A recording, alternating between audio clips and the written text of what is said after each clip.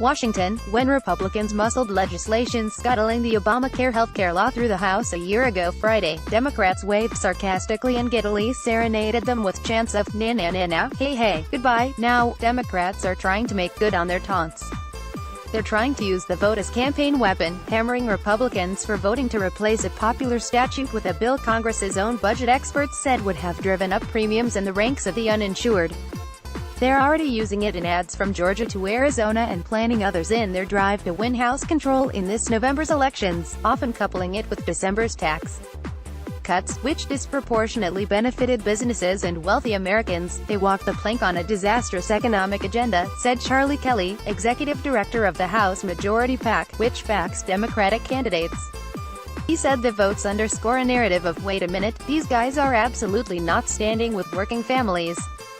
They're trying to screw me on my healthcare." Republican strategists offer mixed views on the issue's impact, with the most optimistic hoping to damage Democrats by accusing them of favoring government-financed healthcare.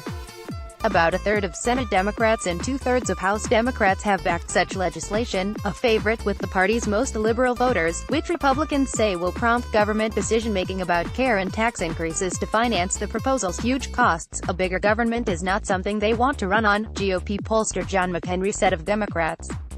That's not stopping Democrats from featuring healthcare in the campaign's earliest ads. Georgia Democratic hopeful Bobby Capel, seeking the nomination for an Atlanta area district, says, "Thank God for Obamacare," in his spot showing his two young children, born premature but healthy after expensive medical bills.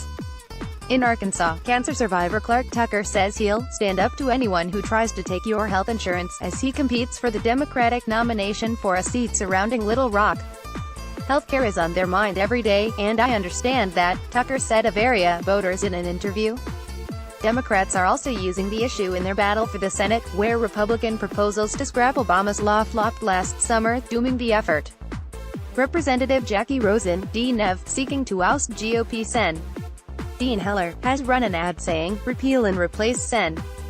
Dean Heller, that highlights his support for repeal legislation after initially opposing it.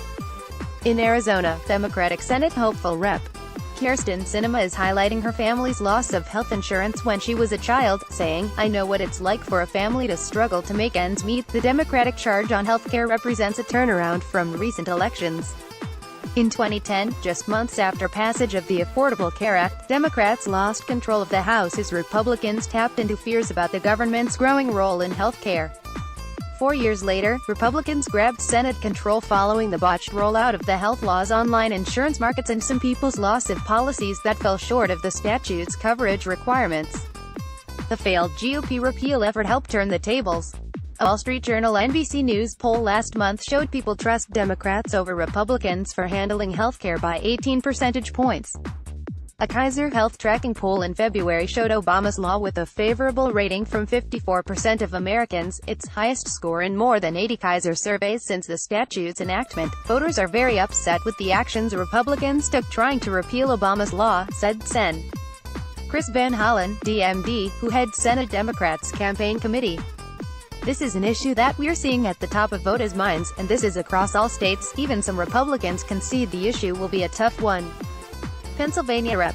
Charlie Dent, among only 20 Republicans who voted against the House repeal bill, said GOP candidates will be vulnerable because of the bill's impact and because President Donald Trump privately labeled the GOP measure mean a month after it passed. That ad more or less writes itself, Dent said of the inevitable Democratic campaign spots. Tom Davis, RVA, who once headed the House GOP's campaign organization, said Republicans would have owned healthcare and steadily growing insurance premiums had they successfully enacted legislation. Instead, he says, they may or may not own the outcomes, adding, "I don't think it's a silver bullet for Democrats." Democrats say they've gotten further ammunition from subsequent GOP actions. These include Mr. Trump's halt to federal subsidies that helped insurers contain some costs and his easing of restrictions on short-term insurance plans with low costs but skimpy coverage. Last May, the nonpartisan Congressional Budget Office estimated that the House-passed bill would have left 23 million additional people uninsured by 2026 and boosted premiums an average 20% this year. Marking the vote's anniversary, progressive groups planned more than a dozen rallies Friday from California to Virginia.